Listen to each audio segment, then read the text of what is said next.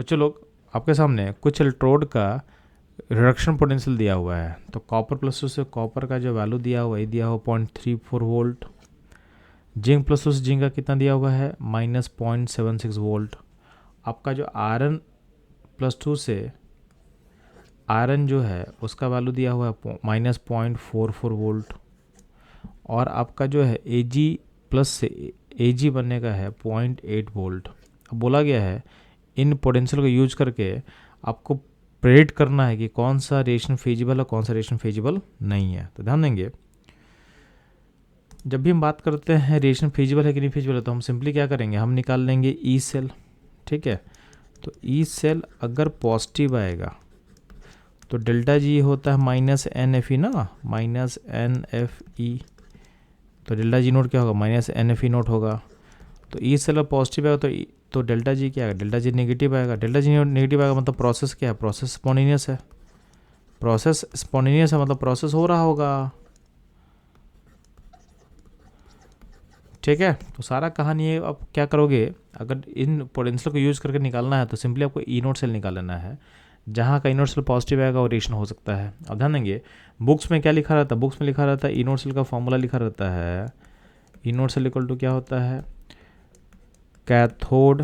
Cathode process क्या होता है, रिडक्शन। तो कैथोड का आरपी वैल्यू चाहिए और माइनस एनोड का भी आरपी चाहिए। दोनों का आरपी रहेगा तो कैथोड का आरपी माइनस एनोड का आरपी से आपका ई नोट निकालते हो। ठीक, अब ध्यान देंगे, नॉर्मली इससे बेटर हम लोग क्या बोलते हैं कि जो कैथोड है उसमें रिडक्शन हो रहा है और एनोड पे क्या होता है, ऑक्सीडेशन होता है।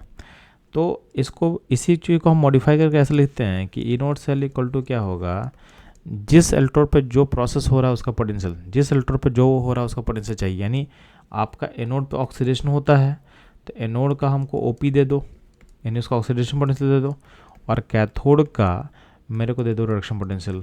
तो हम ज़्यादा प्रेफर इसको करते हैं। अब ध्यान देंगे, अगर आपको आरपी दिया है, किसी का भी आरपी दिया है, जैसे मान लेते हैं तुमको दिया हुआ है जिंक से +2 से जिंक का पोटेंशियल दिया हुआ है, कितना दिया हुआ है, तो ये रिडक्शन हो रहा है तो इसको हम बोलते हैं आरपी। कितना दिया, -0.76। और मेरे को सेम प्रोसेस को ओपी चाहिए, ऑक्सीडेशन पोटेंशियल चाहिए।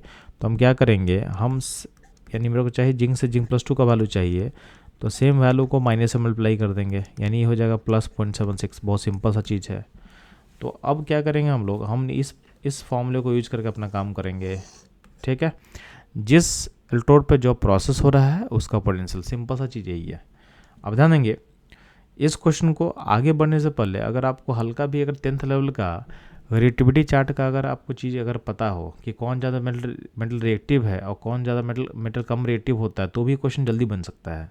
तो आप देखोगे ऑप्शन डी में क्या है, Ag है। यहाँ पे सारे एक डिस्प्लेसमेंट रिएक्शन है, तो आपको पता है कि डिस्प्लेसमेंट रिएक्शन में क्या होता है कि जो मोर रिएक्टिव मेटल होता है वो लेस रिएक्टिव मेटल को डिस्प्लेस करता है।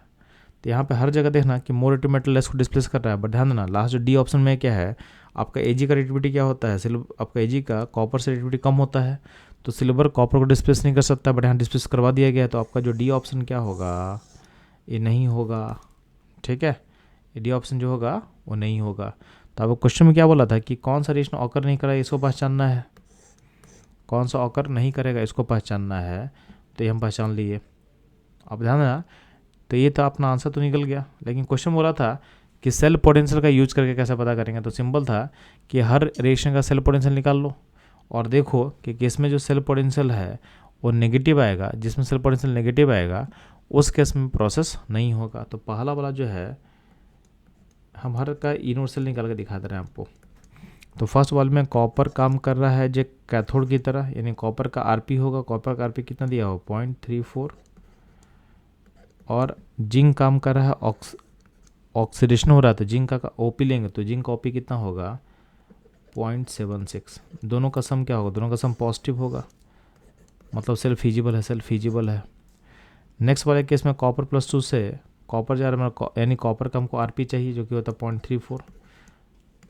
नेक्स्ट आयरन जा रहा है, आयरन से +2 में, यानी आयरन का ऑक्सीडेशन हो रहा है, तो आयरन वाले का मेरे को ओपी चाहिए, तो उसका आरपी कितना दिया था, 0.4, नेगेटिव में 0.44 था, उसको पॉजिटिव कर लो। तो ये वैल्यू भी क्या होगा, ये वैल्यू भी पॉजिटिव होगा, यानी सेल क्या होगा, फिजिबल होगा। थर्ड वाले में आयरन का क्या हो रहा है, आयरन रिड्यूज हो रहा है, तो आयरन का आरपी चाहिए, आयरन का आरपी कितना है, -0.44। और जिंक का ऑक्सीडेशन हो रहा था, जिंक कॉपी का वैल्यू कितना +0.76, तो इस केस में भी क्या होगा, वैल्यू क्या आएगा, पॉजिटिव आएगा, यानी सेल फिजिबल है। तो ध्यान देना ए बी सी का सेल क्या फिजिबल है, क्योंकि इनका इनोड क्या हो रहा है, पॉजिटिव आ रहा है। ऑप्शन डी में इनोड क्या आ रहा है, नेगेटिव आ रहा है, तो उसका सेल फिजिबल नहीं होगा। वो नेगेटिव कैसा चेक कर लेते हैं, तो कॉपर इसमें काम कर रहा है कैथोड की तरह, तो कॉपर का होगा 0.34, और जिंक काम कर रहा है जो एनोड की तरफ, जिंक का हो जाएगा, जिंक का आपको आरपी दिया हुआ है 0.80, तो जिंक का ओपी कितना हो जाएगा -0.80। तो अल्टीमेटली सिस्टम का जो बैटरी का पोटेंशियल क्या होगा, नेगेटिव आ जाएगा, यानी सेल पोटेंशियल फिजिबल, यानी सेल का प्रोसेस क्या होगा, फिजिबल नहीं होगा। तो ऑप्शन डी है जो सेल फिजिबल नहीं है, यानी रिएक्शन ऑकर नहीं कर सकता। तो इसको दो तरीका था, एक तो इलेक्ट्रोकेमिस्ट्री का यूज़ कर सकते थे, या फिर सिंपल क्लास 10th का रिएक्टिविटी जो ऑर्डर है उसके यूज करके भी, डिस्प्लेसमेंट रिएक्शन का कॉन्सेप्ट अप्लाई करके भी क्वेश्चन बन जाता है।